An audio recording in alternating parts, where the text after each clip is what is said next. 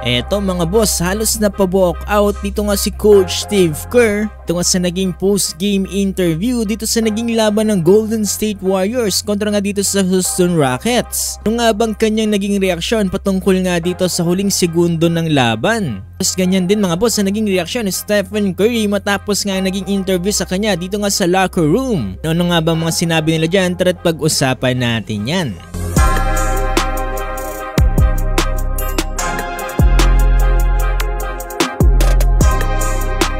Dito nga sa naging laban ng Golden State Warriors kontra nga dito sa Houston Rockets, isa nga sa mga pinakagulatan na nangyari dito nga sa NBA Cup Quarterfinals. Paano ba naman kasi mga boss dito sa 4th quarter with last 30 seconds remaining, nagawa ngang maibaba dito ng Houston Rockets ang kalamangan ng Golden State Warriors sa 1 puntos matapos ngang maipasok dito ni Alperen Sengun ang kanyang layup. 90-89 with last 27 seconds remaining.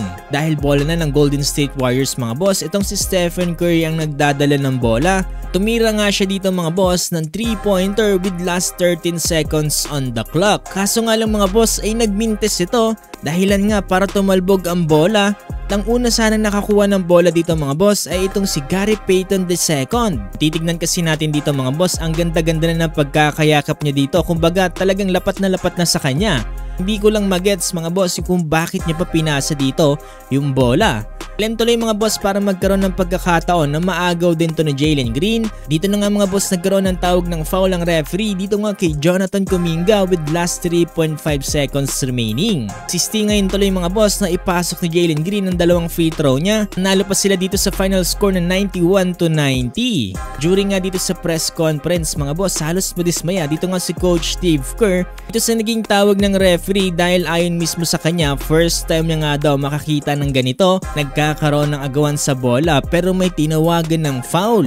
Kay Steve Kerr, ang ginagawa daw kalimitan dito ay jump ball. Hindi mo nga tatawagan ng foul yung mga players na umaagaw dito sa bola. Kay Coach Steve Kerr, may mga trabaho daw na nakasalalay dito nga sa ligang ito. Kaya daw hindi basta-basta na pwedeng ganito na lang magkamali ang mga referee. Ilang mga teams sa NBA ay billion-dollar company. Hindi daw pwedeng basta-basta ganito na lang daw ang mangyari. Di daw to high school or college basketball, ito daw isang pro league. Sa sobrang disappoint dyan ni Coach Steve Kerr mga boss ay napa-walkout na lang siya dito.